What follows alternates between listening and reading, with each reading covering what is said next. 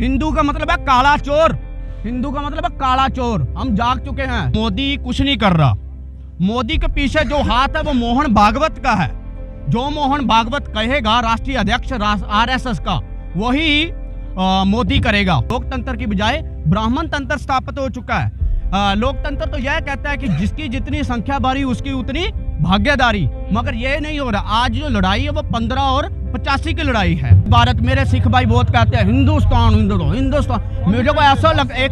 मुझको ऐसा लगता था मैं तो आरएसएस के भवन में आ गया हूँ। मोदी सरकार तो अपनी मर्जी से चलाएगी। मोदी तो मैं पहली बात तो ये बता दूं, मोदी कुछ नहीं कर रहा।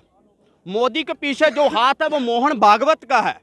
जो मोहन भागवत कहेगा राष्ट्रीय अध्यक्ष आरएसएस का, वही मोदी करेगा। क्योंकि मोदी तो हम किसान अच्छी तरह जानते हैं कि मोदी वो आदमी है जो हम खेतों में ड्रामना खड़ा कर देते हैं। मोदी तो वो है।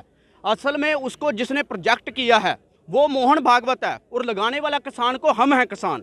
मैं मजदूर का बेटा हूँ, ये बात नहीं है, किसान मजदूर है। तो इसलिए मोदी नहीं कर रहा, मोहन भागवत कर रहा है। इसलिए लोकतंत्र की बजाय ब्राह्मण तंत्र स्थापित हो चुका है। लोकतंत्र तो यह कहता है कि जिसकी जितनी संख्या बढ़ी उसकी उतनी भागीदारी, मगर ये नहीं हो रहा। आज जो लड़ाई है वो 15 और 85 की लड़ाई है। सब कुछ गिनाऊं, डालोगे ना? हाँ, यहाँ पर जो 15 और 85 का मुद्दा है, ब्राह्मण क्षत्रिय वैश्य शूद्र में मेरा जाट भाई भी आता है, मेरा मराठा भाई भी आता है। और अछूत और शूद्र में बहुत फर्क है। अछूत में लग जाती आ जाती, शूद्र वो है जिन्होंने गुलामी स्वीकार की। जैसे कि मैं घुमियार का काम कर लूँगा, मैं ये काम कर लूँगा, मैं वो कर लूँगा, घुमियार का काम कर लूँगा, मैं दूध का ग्वाला बन गया। ऐसे ऐसे कई काम किए, वो शूद्र बन गए। और शूद अनटचबल, उसको तो नज़दीक नहीं आने दिया जाता है। चलो शू इसको भगा दिया जाता था, है ना। तो इसलिए जो मोहन भागवत वो मनुस्मृति लागू करना चाहता है। मनुस्मृति में ये है कि शूद्र को जमीन रखना अधिकार नहीं है। ये बिल तो बहाना है। ये हमको बता रहे हैं आपको शूद्रों की क्या हैसियत है, आपकी क्या अहमियत है इस देश में। आज भले ही आप ज्ञानी जरनैल सिंह राष्ट्रपति या सीएम बन जाए, उसको मंदिर में घुसने नहीं दिया जाता। तो आप पिछला राम मंदिर का मुद्दा देख लीजिए। अपना रामनाथ कोविंद, उसको राम मंदिर में घुसने नहीं दिया जाता, नुमोता नहीं दिया जाता। तो ऐसे हमारी हैसियत हो गई है इंडिया में। इसलिए लोकतंत्र के बजाय ब्राह्मण तंत्र स्थापित हो चुका है। मैं लखविंदर सिंह ये दावे से कहना चाहता हूँ, मोहन भागवत को आधा घंटा बाद बामसेफ का बंदा हूँ मैं, भारतीय विद्यार्थी मोर्चा पंजाब स्टेट कन्वीनर। हाँ, ये बात अपनी ध्यान में सुन ले। ये लोकतंत्र के बजाय जो आपने ब्राह्मण तंत्र स्थापित कर दिया ना, हम पंजाब के हैं, चुटकियों का काम है, चुटकियों का। पर हम संविधान के दायरे में रहकर सब कुछ करना चाहते हैं। आपके जैसे नहीं कि संविधान के विरोध में जाएं, संविधान के विरोध में जाकर आप अपनी बात रखें। पर नहीं, जो बाबा साहब अम्बेडकर ने किया उसकी हैसियत के मुताबिक, उसके ने जो मेहनत की 2 साल 11 महीने 18 दिन लगाकर जो मेहनत की बाबा साहब अम्बेडकर ने, उसी मेहनत के दायरे में रहकर हम सब कुछ करना चाहते हैं। जो मोहन भागवत ईवीएम के द्वारा बनी गई है, मोहन भागवत पहली सरकार नहीं है बीजेपी की जो ईवीएम से बनी है। ये लेकर आई थी इंदिरा गांधी, जब साहब कांशीराम ने बीएसपी का, जो उन्होंने बीएसपी खड़ी की। मैं बीएसपी का आदमी हूँ, मैं किसी भी सियासी पार्टी का नहीं हूँ, मैं भारतीय हूँ, हिंदू नहीं हूँ। इंडिया डैट इज़ भारत, ये भारत है और लास्ट में हिंदू है। आप पासपोर्ट में देख लीजिए इंडिया और भारत, ठीक है। इंडिया डैट इज़ भारत, संविधान की पहली लाइन ही यही है, इंडिया डैट इज़ भारत। मेरे सिख भाई बहुत कहते हैं हिंदुस्तान हिंदुस्तान हिंदुस्तान। मुझको ऐसा लगता था मैं तो आरएसएस के भवन में आ गया हूँ। हिंदुस्तान, इतना तो आरएसएस वाले नहीं बोलते हिंदुस्तान हिंदुस्तान। और रही बात ईवीएम की, ईवीएम लेकर आई थी सबका साहब कांशीराम ने बोला था वोट हमारा राज तुम्हारा नहीं चलेगा, नहीं चलेगा। उन्होंने गवर्नमेंट जॉब छोड़कर साइकिल अपनाई, जिन्हें बंदे ने ये काम किया, वोट हमारा राज तुम्हारा नहीं चलेगा।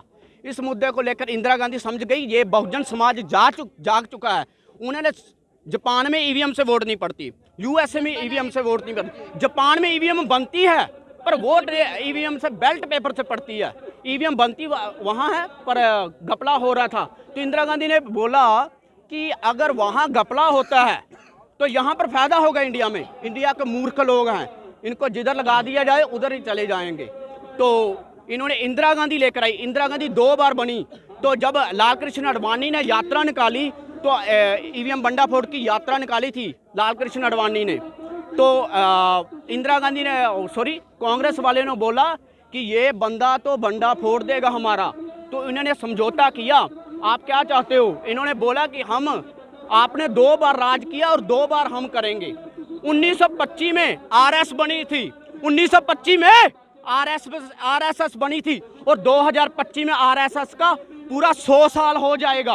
तो उनका टारगेट है इंडिया को हिंदू राष्ट्र घोषित करना। और हिंदू राष्ट्र घोषित कैसे होगा? जब ईवीएम से होगा। अब मेरी जहां तक मेरा माइंड काम करता है 2024 का लास्ट इलेक्शन होगा, क्योंकि ईवीएम का उसके बाद हिंदू राष्ट्र घोषित हो जाएंगे, सब हिंदू ही हो जाएंगे। और हिंदू, एक और बात बता दूं, इसका डीपली मैं जाना चाहता हूं क्योंकि वीडियो लंबी हो गई है तो फिर देखेंगे नहीं लोग। तो ईवीएम हिंदू है, हिंदू मुगलों का दिया हुआ शब्द है, हिंदू यहाँ का नहीं मतलब है। हिंदू का मतलब ये था जो जजिया टैक्स लिया जाता था। तो इन्होंने मुगलों को बोला आप बाहर से आए हो, आप जजिया टैक्स ले रहे हो, हम भी बाहर से आए हैं, हम आपको जजिया टैक्स नहीं दे सकते। इन्होंने उस टाइम आर्यों ने बोला कि हम आर्य हैं, आप भी बाहर से आए, हम भी बाहर से आए, तो यहाँ के मूल निवासी है जो SC ST OBC के हैं वो जजिया टैक्स देंगे। इन्होंने दोनों ने मिलकर जजिया टैक्स लिया उनसे। तो बाद में जब हिंदू राष्ट्र की बात आई, इन्होंने बोला कि अब वोट बैंक का अब हमारा राज कैसे आ सकता है, तो इसने बोला कि हिंदू में सब आ जाते हैं। फिर हिंदू का मतलब है काला चोर, हिंदू का मतलब है काला चोर, हम जाग चुके हैं।